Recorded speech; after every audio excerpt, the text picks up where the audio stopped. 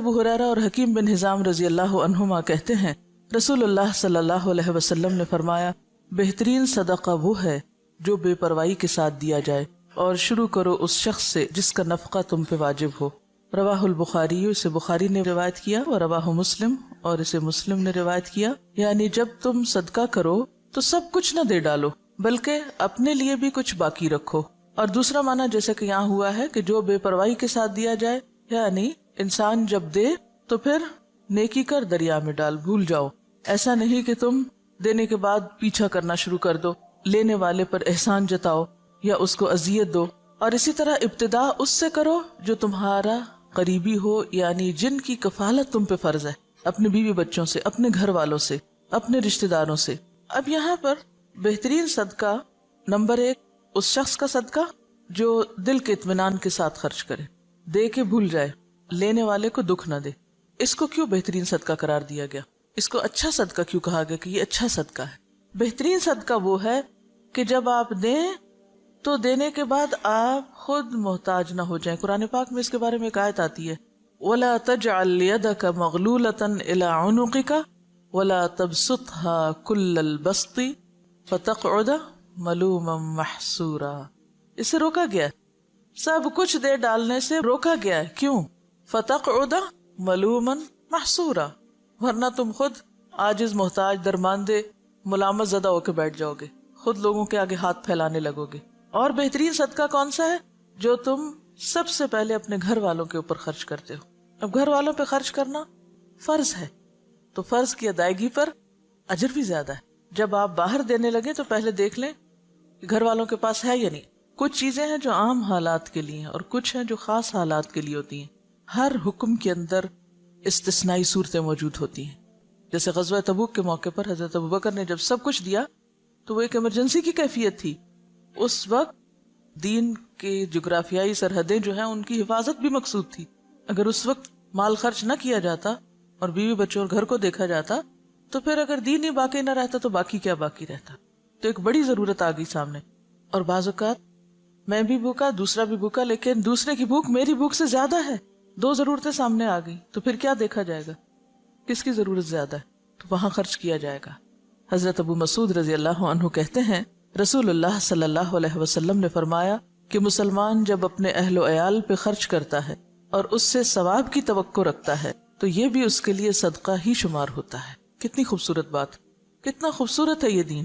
آپ اپنے فرائض ادا کریں لیکن احسان جتا کے نہیں۔ اپنے گھر والوں کو دے رہے ہیں لیکن ان پہ بھی احسان نہیں۔ بہت سے والدین کو دیکھا گیا کہ وہ بچوں کی تعلیم پہ اگر خرچ کرتے ہیں تو جینا حرام کر دیتے ہیں ان کا، تم پہ اتنا اتنا اتنا خرچ کر چکے ہیں۔ ایون اپنی اولاد کے ساتھ یا بیوی کے ساتھ بھی احسان کریں تو جتانا نہیں چاہیے۔ اور دوسری بات یہ ہے کہ اگر بچوں پر بھی آپ خرچ کرتے ہیں، اور خاص طور پر اگر ماں خرچ کرتی، کیونکہ باپ پر تو فرض ہے ہی، اس کو تو فرض ادا کرنے کا اجر ملے گا، لیکن اگر ماں محنت کر کے بچوں کو پال رہی ہے تو اس کے لیے دگنا اجر ہے، صدقے کا بھی اور قرابت داری کے حق کا بھی۔ اصل چیز کیا ہے پھر اجر کے اضافے میں؟ اصل بنیاد کس چیز کی ہے؟ نیت کی۔ آپ کوئی کام کیوں کر رہے ہیں؟ حضرت ابو ہریرہ کہتے ہیں کہ رسول اللہ صلی اللہ علیہ وسلم نے فرمایا کہ 1 دینار وہ ہے جو تو خدا کی راہ میں خرچ کرے، 1 دینار وہ ہے جس کو تو غلام آزاد کرنے میں خرچ کرے، 1 دینار وہ ہے جس کو تو مسکین پر صدقہ کرے، 1 دینار وہ ہے جس کو تو اپنے اہل پر خرچ کرے۔ ان سب میں اپنے اعتبار سے سب سے بڑا دینار وہ ہے جس کو تو اپنے گھر والوں پہ خرچ کرے۔ آپ سب کو ایک وعدہ کرنا ہوگا مجھ سے، سب بیٹوں والی مائیں اپنے بیٹوں کو یہ حدیث لفظ لفظ پڑھائیں گی۔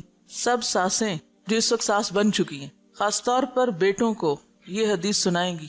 یہ قرض ہے آپ پر۔ آپ کو پتہ ہے بہت سے جھگڑے کہاں سے شروع ہوتے ہیں؟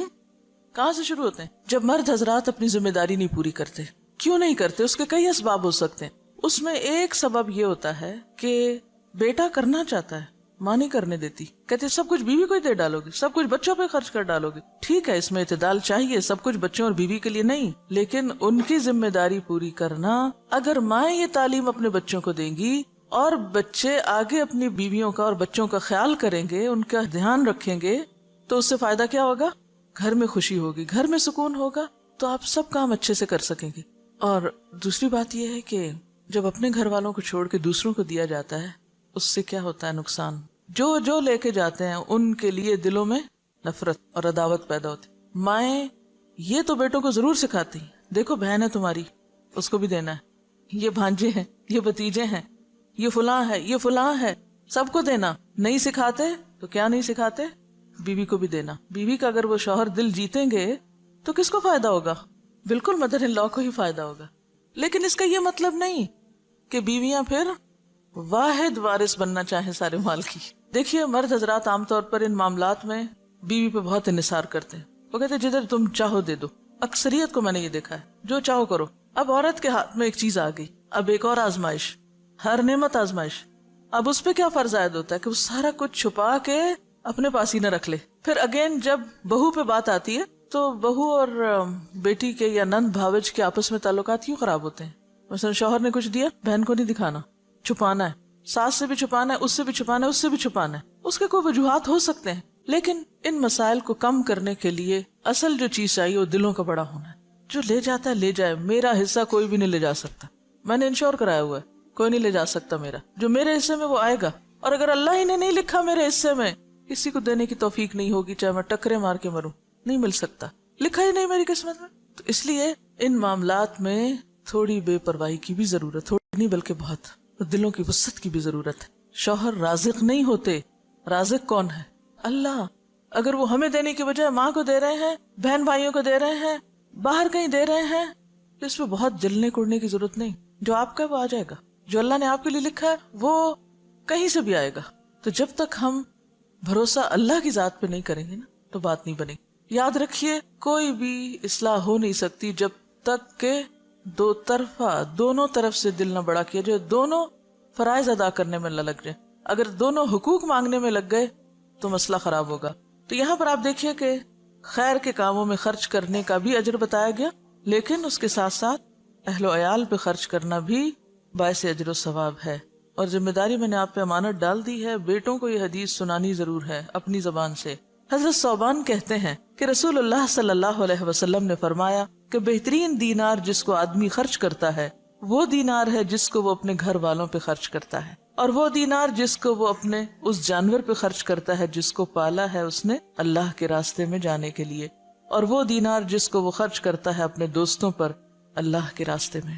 اسے مسلم نے روایت کیا. اب آپ دیکھیے کہ پھر سب سے پہلے گھر والوں کی بات ہے. گھر والوں کو مطمئن کرو، کیونکہ جب انسان گھر والوں کو مطمئن کر دیتا ہے نا تو وہ اس کے مددگار بن جاتے ہیں. جب وہ مددگار ہو جاتے ہیں تو ان سے بہتر مددگار پھر کوئی نہیں ہوتا. آپ کے لیے زندگی آسان ہو جاتی. اور آپ نے دیکھا ہوگا اکثر کہ اگر گھر کے اندر چخبخ ہے، گھر کے اندر کھینچا تانی ہے، تو آپ باہر کتنا بھی سکون کا وقت گزار کے آئیں، جب تک گھر میں سکون نہیں تو زندگی بیکار ہے. گھر میں سکون لینے سے نہیں دینے سے آتا ہے. آپ دینے والے بن جائیں، خدمت کرنے والے بن جائیں، محبت کرنے والے بن جائیں، دینے والے بن جائیں، تو آپ دیکھیں گے کہ بہت ساری خوشیاں جو آپ کروڑوں میں نہیں خرید سکتے وہ آپ کے حسن سلوک سے آپ کو ملنے لگیں گی، آپ کی بے نیازی سے آپ کو ملنے لگیں گی، آپ کے اللہ پہ توکل اور بھروسے کی وجہ سے آپ کی طرف پلٹیں گی. تو یہاں پر آپ دیکھیے کہ سب سے افضل دینار گھر والوں پہ خرچ کرنا. آپ نے گھر والوں کو کھلا دیا، پلا دیا، ضرورت کی چیزیں دے دی، پوری کر دی، وہ مطمئن ہے. اب آپ نکلیے باہر جانے کے لیے سواری چاہیے، اور سواری اللہ کے دین کے لیے. آج کل کوئی دابہ یعنی کوئی جانور وغیرہ، جیسے گھوڑا گدھا تو نہیں ہوتا، لیکن گاڑیاں شاید گھوڑوں گدھوں سے بھی زیادہ خرچہ مانگتی ہیں. ہر تھوڑے دن کے بعد پیٹرول کی قیمت اوپر چلی جاتی. جب اوپر جاتی تو آپ سوچتے ہیں اوہ میرا فلاں اور فلاں وزٹ، اس کا کیا بنے گا. پہلا خیال یہ نہیں آتا گھر کے کاموں کا کیا، پہلا یہ آتا اوہ اب تو شاید میں پڑھنے نہ جا سکوں، اب تو شاید میں فلاں جگہ درس پہ نہ جا سکوں، پیٹرول بہت مہنگا ہو گیا. اب یہ جو آپ صدقہ باہر ادھر ادھر کرتے رہتے ہیں، وہ صدقہ اپنے ہی گاڑی میں کریں، یا گاڑی کی مرمت. آپ کو پتا ہے کہ گاڑی کی مرمت بھی پھر ہزاروں مانگتی ہے، اسی گاڑی پہ لگائیں. اگر آپ کو کسی اور کو دینے کی نہیں بھی فرصت ملی تو جو گاڑی آپ اللہ کے راستے میں استعمال کر رہے ہیں وہ پیٹرول کھائے یا موبائل یا پھر مرمت، سی این جی، واٹ ایور، وہ کیا ہے؟ فی سبیل اللہ، صدقہ ہے.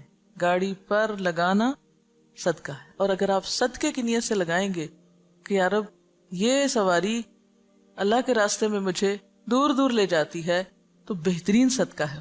اور پھر اور بھی اچھا اگر اس گاڑی پہ آپ کچھ اور لوگوں کو بھی سوار کر لیں یا کسی کو دے دیں استعمال کے لیے. وَدِينَارٌ يُنْفِقُهُ عَلَىٰ أَصْحَابِهِ فِي سَبِيلِ اللَّهِ. اب جب آپ اللہ کے راستے میں نکلتے تو اکیلے کہاں نکلیں گے؟ اکیلے تو نہیں نکل سکتے، ساتھ ہوں گے نا ساتھی. جب ساتھی ساتھ ہوں گے، کسی کو کھانا چاہیے، کسی کو سواری چاہیے، کسی کو کتاب چاہیے، کسی کو کچھ چاہیے. پہلے گھر والوں کو مطمئن کیا، پھر راستے کا انتظام کیا، پھر جہاں گئے وہاں جو آپ کے ساتھی ہیں ان کی ضروریات کا خیال رکھا. بہترین صدقہ. آپ کو حدیث یاد ہے جس میں آتا ہے کہ بندوں کی محبت اگر چاہیے تو کیا کرو؟ جو کچھ بندوں کے ہاتھ میں ہے اس سے بے نیاز ہو جائے. بندے تم سے محبت کرنے لگیں گے، اور جب تک تم بندوں کے ہاتھ کی چیز کے پیچھے پڑے رہو گے محبت نہیں ملے گی ان سے. اور ونس وہ محبت کرنے لگ جائیں تو پھر آپ دیکھیں ان سے آپ کچھ بھی کروا سکتے ہیں، پھر مشکل نہیں ہوگا. ہم گھر والوں سے کھینچا تانی جب رکھتے ہیں تو نتیجتاً نہ وہ ہماری مانتے نہ ہم ان کی مانتے ہیں. تو گھروں کی کشمکش دور کرنا ضروری ہے، اور اس کے لیے مال اہم کردار ادا کرتا ہے. جو دینے والے نہیں ان کو دے کر سکھائیں. بعض لوگوں کو دینا آتا ہی نہیں، سیکھا ہی نہیں، بچپن سے ہی بخل پہ ٹریننگ ہے. اور سب سے بڑی بات ہی نا کہ اگر ماں باپ صرف یہ چند حدیثیں بھی بچوں کو سکھا دیں، بچپن میں ہی ذہن میں ڈال دیں، تو آپ دیکھیں گے کہ بڑے ہو کر وہ دل اتنے تنگ نہیں رہیں گے. اور جو ماں باپ ہی یہ سکھائیں کہ نہیں بس جمع کرو، کٹھے کرو، بچاؤ، کسی کو دینے کی ضرورت نہیں، پہلے اپنا آپ دیکھو، کیونکہ عموماً تو ٹریننگ اسی ڈھنگ پہ ہوتی ہے نا، تو پھر بڑے ہو کر عادت ہی نہیں ہوتی دینے کی. لہٰذا گھروں کے اندر ایک مسلسل جنگ کی کیفیت رہتی، رونا دھونا باقی رہتا ہے. عملی طور پر بچوں کے ہاتھ سے دلوانا شروع کریں، بہن بھائیوں کو دلوائیں، کیونکہ عام طور پر فقیر کو پھر بھی دے دیتے ہیں بچے، لیکن بہن بھائی کو چیز نہیں دیں گے. تو بہن بھائیوں میں شیئرنگ کی عادت ڈالیں، یہ چیز تمہارے لیے اور یہ چیز سب کے لیے. ہمارے والد جب کوئی چیز گھر میں لاتے تو بچوں سے کہتے سب کو تقسیم کرو، کوئی ڈرائی فروٹ ہو، کچھ بھی، تو کہتے اچھا آج فلاں تم ادھر آؤ، سب کو دو. اس سے دینے کی عادت پڑتی اور اپنوں کو دینے کی عادت پڑتی، ورنہ انسان اپنوں کو دینے میں بعض اوقات زیادہ بخیل ہوتا ہے. دسترخوان سے یہ ٹریننگ شروع کی جائے. ہمارے والد ہمیں کہتے تھے کہ عید تمہیں رمضان میں مل جائے گی، کیونکہ رمضان میں ثواب زیادہ ہوتا ہے، تو میں تم لوگوں کو عید رمضان میں دینا چاہتا ہوں.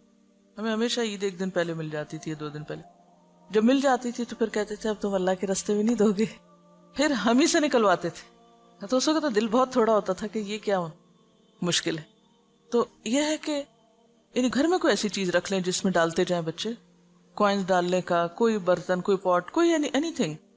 اور پھر جب وہ بھر جائے تو پھر جا کے خود اپنے ہاتھ سے خرچ کریں، یعنی اللہ کے راستے میں دیں، جہاں بھی دلوانا ہو آپ کو.